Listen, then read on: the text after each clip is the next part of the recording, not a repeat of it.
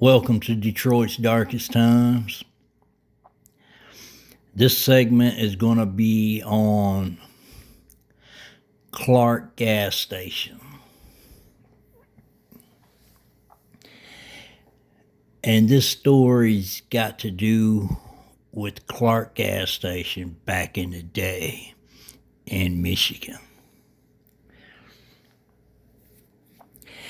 And it's part of my story, so I want to share it with everybody. But it's just something that I know about, that I've heard about, and things of that nature. And I want to give y'all the whole story on it.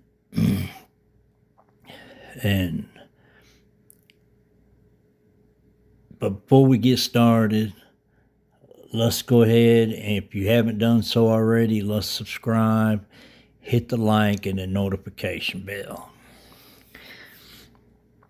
If you want to support the channel, you can go to our Cash App.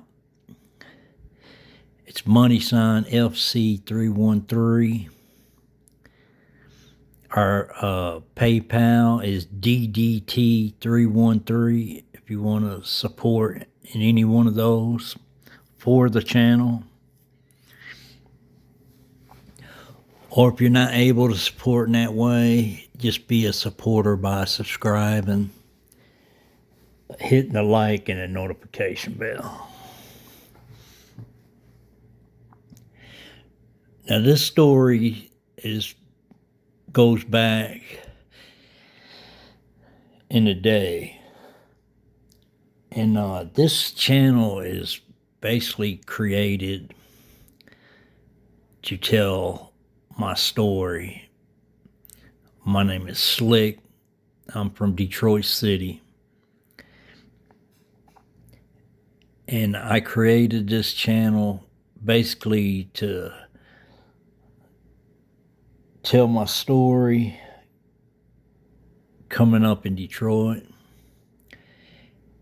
And all the things that's, affiliated with me or something like that, just some way, shape, or form. If I experienced it, went through it, heard about it, whatever the case may be, it's part of my story, and I'm just going to share it with my audience. So y'all make sure y'all get comfortable, get your snacks, your drinks, all that ready, and we're going to get started. So as everyone knows, or everyone's heard about, in Detroit City, a lot of things took place over the years. And especially for me. And we're actually working on a movie script right now of the whole situation. And it might end up being not just a movie, it might end up being like a series. Because there's just so much to unpack on my story and things of that nature. But I do want everybody to know that those of you who don't know, my street name is Slick. And I'm from Detroit City. And I want people to know that I'm doing okay at this point in my life. And if you hear all the stories on this channel about all the stuff I went through and seen and heard and all this, you would know what I'm talking about when I say today I'm okay, but still dealing with a lot of stuff that's happened over the years. And some things are harder to deal with than others. but you just gotta keep moving day to day, and just deal with it on a day to day basis, and try not to get overwhelmed with the tragedies that happen in your life over the years. But this story starts out a long time ago. And what had happened is, this story I heard about when I was a young man. And what really shook me is this is the first time that I heard of someone getting a long stint in prison. And this is somebody I know. Excuse me. But anyways, I'm a young man, and then I hear this story that this guy is living out in Southgate, Michigan. Okay. And he's home with his family. And I know his whole family and things of that nature. But he's home with his family. And I'm a young man at this time when I hear all this that takes place. But what it is I don't know if this cat was watching television back then, and they had some old police shows on TV way back when, stuff like that. The older generation know what I'm talking about. But anyways, I don't know what inspired him to do what he did, but he's living out in Southgate, Michigan, living a decent, good life. You know what I mean? Wasn't struggling or anything like that. Nothing like what the people went through in Detroit City. But anyways, he had a good life. His parents had good jobs. They had a nice home. It was just him and his brother. And just living good, And so the only thing that I could figure out, and I was able to talk to him way down the line years later, after he did what he did, got sent to prison, did his time, and then got out. But I never did ask him what possessed him to do what he did. But my guess is he was watching some kind of television show and decided he was going to do it. You know what I mean? And as a young man, And so I'm going to tell you the story that I heard. And that was the first time that I heard somebody getting a long prison term, and it really shook me because I just couldn't believe that.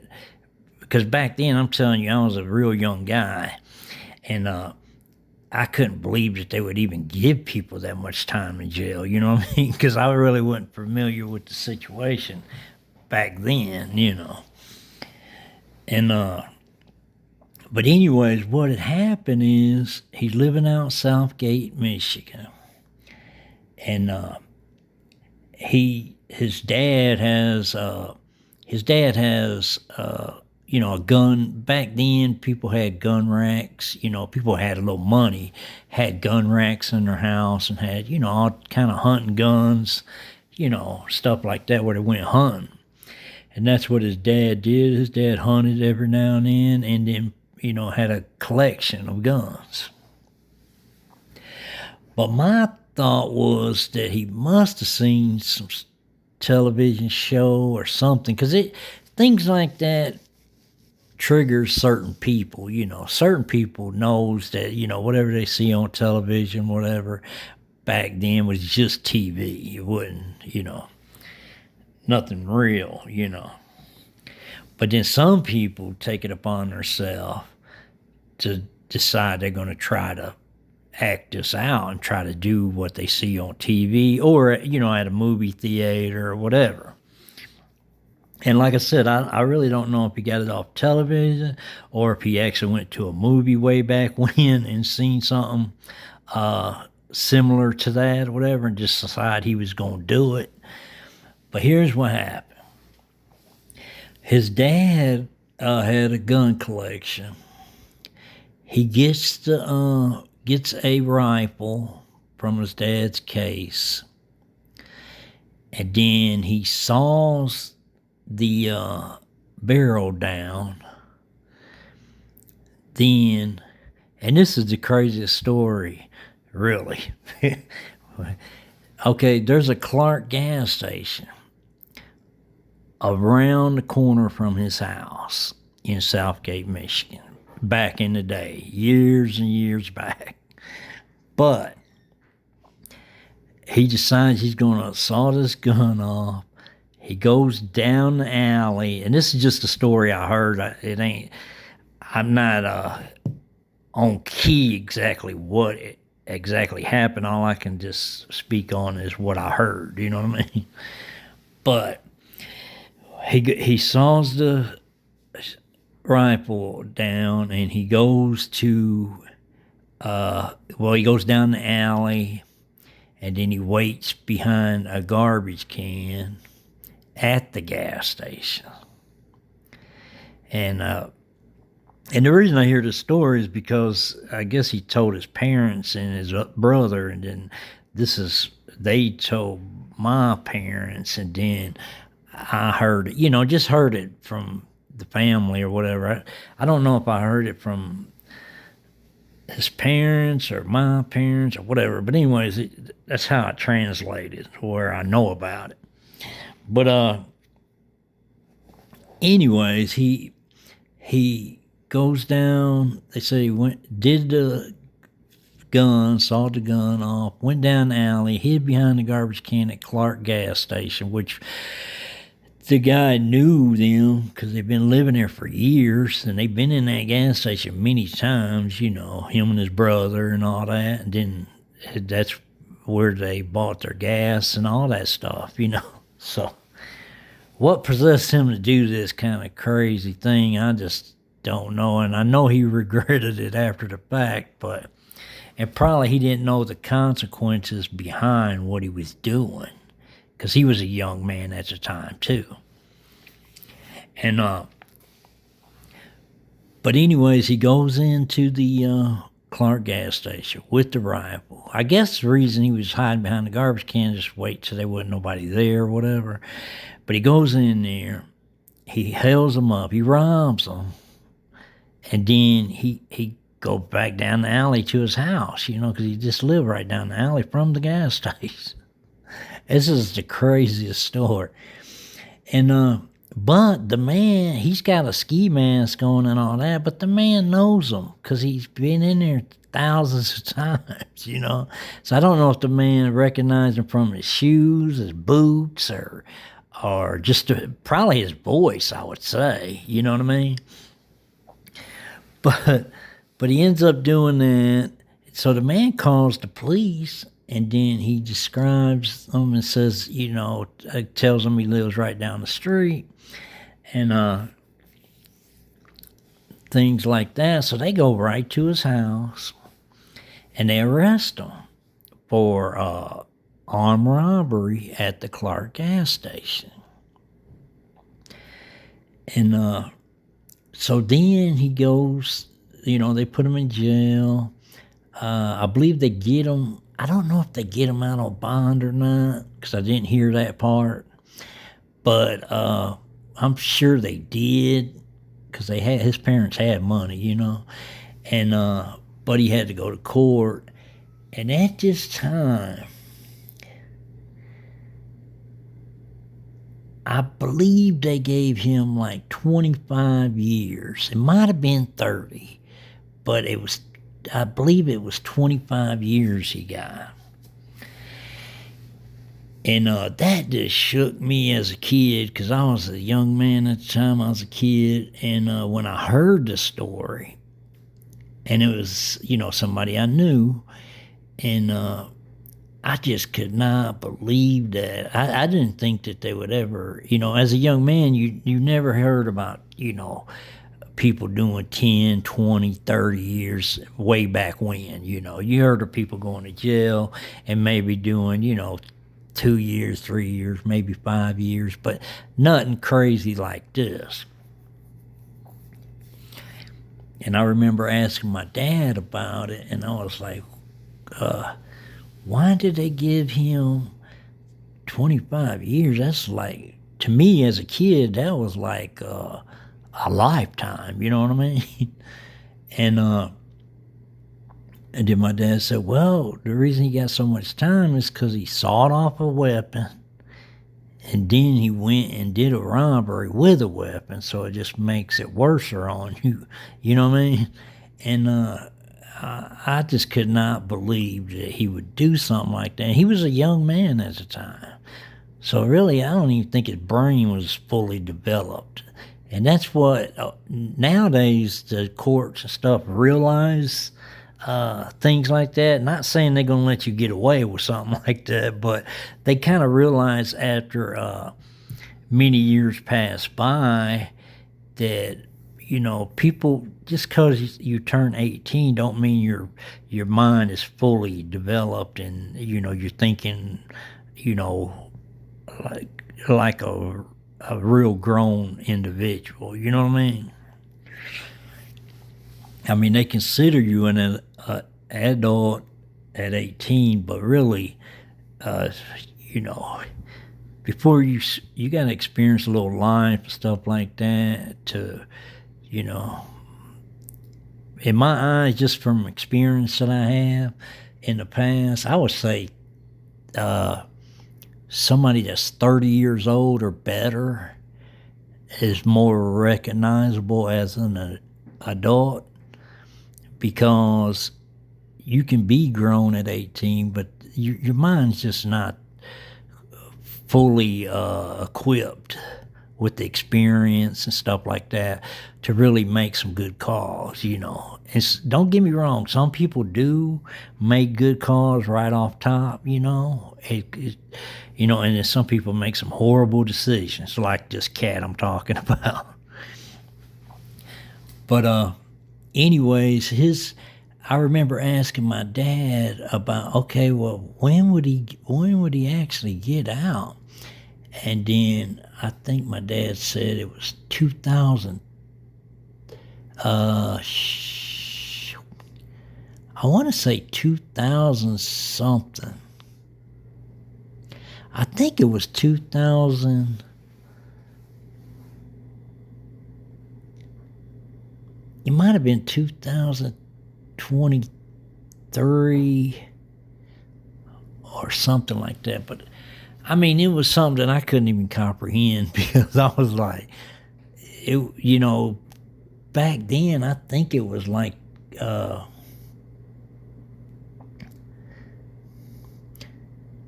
I want to say it was,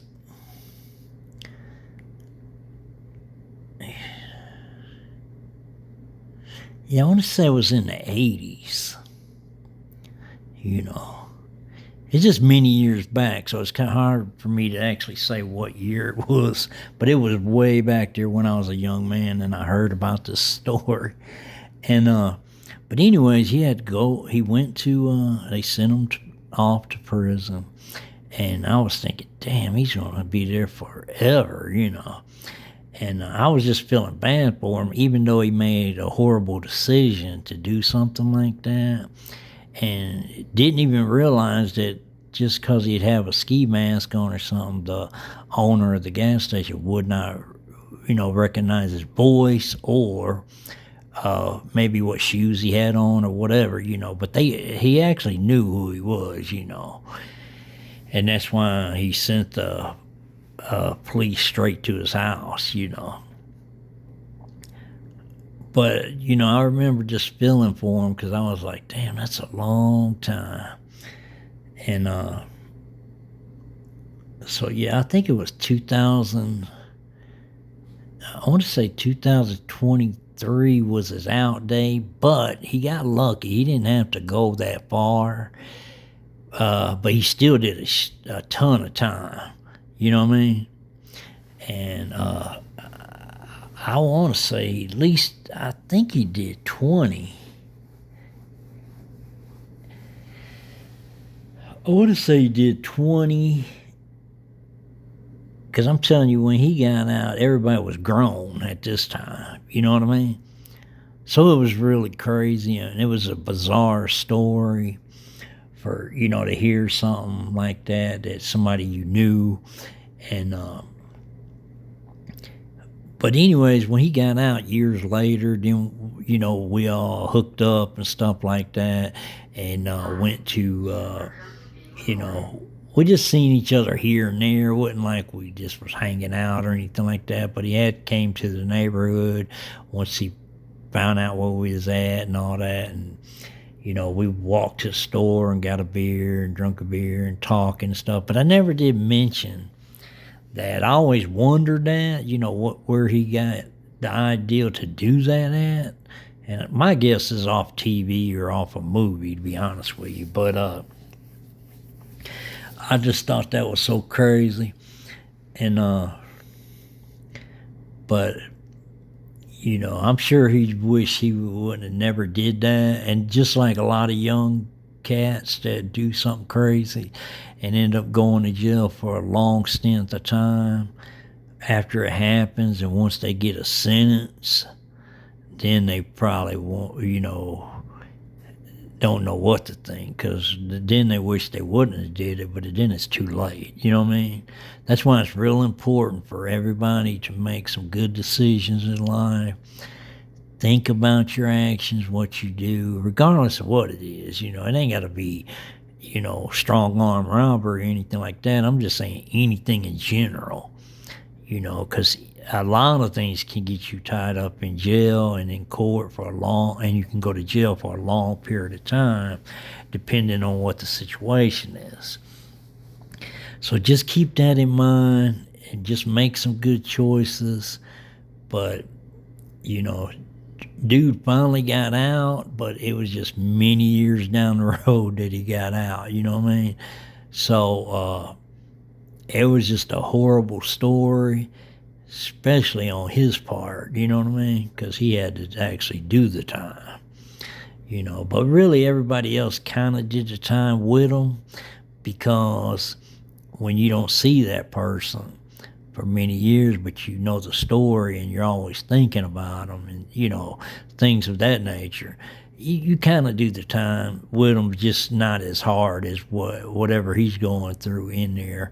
It's nothing compared to what you're doing outside. You're just kind of like doing time, because you ain't gonna see him for many, many years, and that's what the deal was, And I do believe, I want to say he got 25 years, but it could have been 30. I mean, it was a humongous amount of time that I had never heard of and never thought anybody would really even get that much time at the time it took place. You know what I mean? So this was many years back. But he ended up, doing his time, getting out, and things like that. We hooked up here and there, years later after he got out. He ended up getting a job at a printing company where they print T-shirts, stuff like that. Stayed there for many years after that, working at the print company, printing T-shirts, stuff. They probably was printing all kind of stuff, not just T-shirts. They probably was printing on shorts and, whatever, jogging pants. It was some big outfit they worked at, him and his brother. And, but, and he had some kids, and stuff like that. But it was just one hellacious story. And it was something that really shook me when I heard how much time he got. And I was just like, when you hear that at a young age and stuff like that, that's going to kind of make you fall in line, you know what I mean? Because you ain't trying to do nothing of the sort, you know what I mean? But that was just one hellacious story about Clark gas station. And that dude, you know, once you do something like that, so I want everybody that's listening to realize that, once you do something like that, or think about doing something like that, you're gonna pay dearly with your life. Then your family's gonna pay because they're not gonna see you anymore, and things like that. And your friends ain't gonna see you no more, and so really, it's just not worth it. You know what I mean? And I never heard how much money he got, and be honest with you, way back then, it probably wasn't that much. You know what I mean? And because I never heard the amount that he got, but I know it wasn't that much. And because they just don't keep a ton of money, in a cash register and stuff like that. So especially way back when, because people didn't have a lot of money back then, and back then gas was very cheap too, and but it doesn't really matter what kind of money you got, to be honest with you, because it just really ain't worth all the time that you have to do. But he committed the crime, and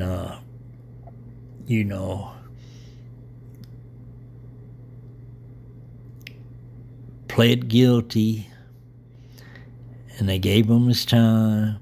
And I guess probably him and his parents and his brother and all them, they probably didn't realize how serious it was.